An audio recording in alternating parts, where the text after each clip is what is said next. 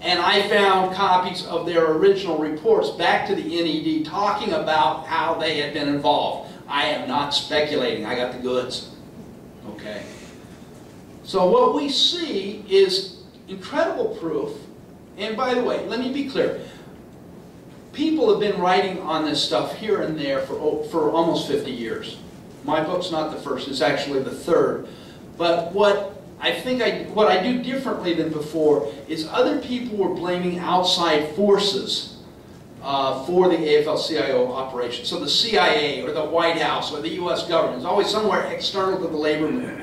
And what my research over the years has shown is no, it comes from within the AFL-CIO itself. It's internal processes that are driving it.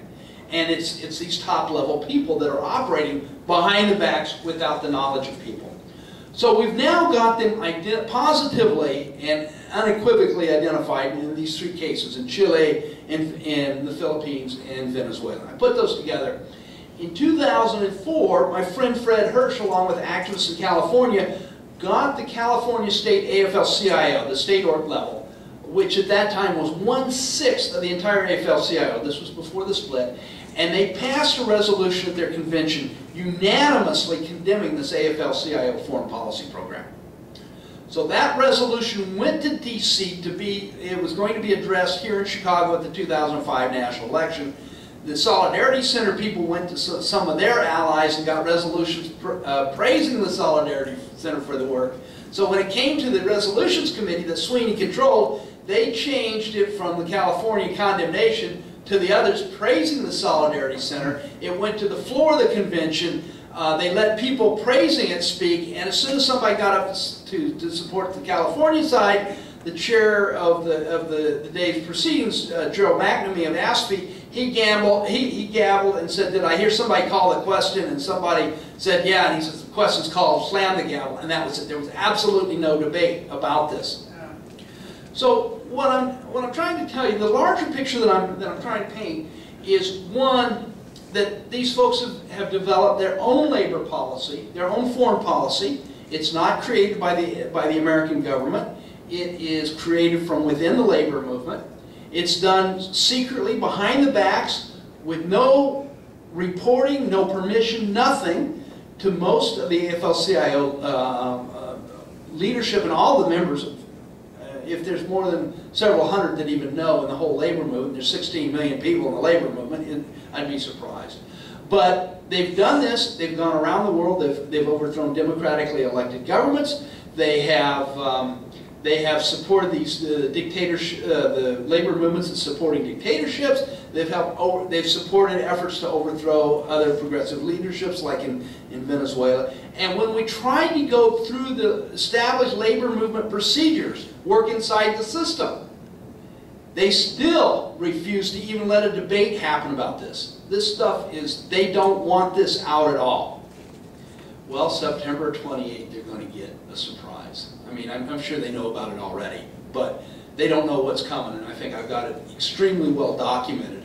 And, you know, it's hard to ask people to buy a hardback book, because even with a discount, it's $52, but it's worth it if you're interested in the subject. Just plug it that way and go no further. But there have been people within the labor movement that have fought this for a long time. We have not been strong enough to overthrow it, but we think if there's a chance is to get the word out to ordinary men and women in the labor movement, as well as supporters and allies, and make this such a hot button issue that they can no longer continue this. That's what we're trying to do, basically. One of the good things is, although the book's only out in hardback right now, if we sell 185 copies, then the publisher hasn't promised, but they said they'd seriously consider bringing it out in paperback. Well, as of a couple of weeks ago, it sold 122, so we're in sight, so we're getting there. And if we get it out in paperback, then the fun's really going to begin, because this stuff is, I think I write fairly clearly. People can understand this, and enough people that can get it out. So that's kind of an interesting thing. But I want to say one more thing, and then I'll stop. One of the things that's been going on is, while labor has been doing this, and like I say, they've been doing it on there. They're not run by the CIA. I reject other analysis, including Phil Agee. I disagree with Agee. AG wrote from inside. He said that their operations were all CIA controlled, but AG never worked in the labor movement himself. And some people have taken his stuff uncritically, but on his stuff and I think his stuff is good, except on the labor movement. He doesn't have the experience, and he doesn't know what he's talking about, in my opinion. This has been run within the labor movement. They have worked with the CIA. We know that. We have absolute proof. In one case, there was a guy working on the docks of Antwerp for the Seafarers International that was also carrying money over to the gangster-driven dock workers in Marseille to keep that operation alive. And then he later went to Vietnam and worked in the labor movement there, and then came back and worked for the AFL-CIO at the headquarters. This is incontrovertible. They have worked with the CIA. There's simpatico, God knows, but it's being all driven by the labor movement. Now, at the same time, however, the American government has also been trying to use them wherever possible. So, for example, one of their major funders for a long time was AID, the U.S. Agency for International Development. Over 90%, roughly 90% of the money they used in Chile came through AID, as well as throughout the 60s. Once the NED was formed, they channeled the money through the U.S. Information Agency from the State Department down to NED. So they've used the NED, and then even, this is where it really gets outrageous, is that under Clinton, in fact, Madeleine Albright, who's now the head of the International Democratic Institute, the international wing of the Democratic Party, she set up a thing while she was Secretary of State called the Advisory Council on Labor and Diplomacy. And that John Sweeney and a number of top-level people were there for the large majority of members, and they were supporting the U.S. government's effort to reestablish a labor diplomacy program, which is the labor attaches that you've heard of perhaps at some embassies. And they worked with that, and then once Reagan got in office, Bush, W, once W got into office, the most anti-labor president we've had since going back to Herbert Hoover, Calvin Coolidge, something like that. Anyway, the AFL-CIO didn't cut off connections with them. They continued this under the Powell State Department into 2001. And you see that they're working, and they admit they're working in Muslim countries to try to change the hearts and minds of the ordinary people so that they won't start looking bad at the U.S. or globalization or things such as this. So this stuff still goes on. It's going on today. We know some. I mean, what I claim, I'm pretty good. I don't claim more than I can support, but if I can support it, you know, you can take what I say to the bank as far, you know, I think, because I've got it really strongly support. I'm not speculating when I say this is what it is. So we've been trying to get the word out.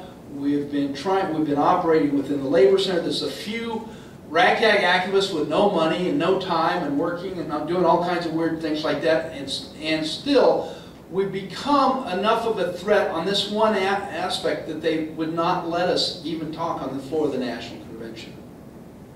Now, what's also interesting, though, there's a similar process coming up within the labor movement that started out in 2003 against the war in Iraq called U.S. Labor Against the War. And there's some connections, shall we say, long-time friendships and stuff like this.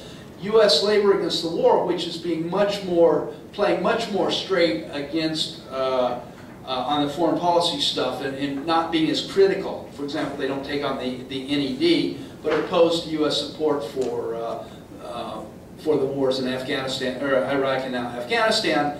Anyway, they are doing some incredible stuff and getting things through the AFL, and they're a major threat. But together, these two things are working. We're challenging it. So there's a lot going on all kinds of levels that you probably don't know about. And believe me, you can read it all about here. Thank you much.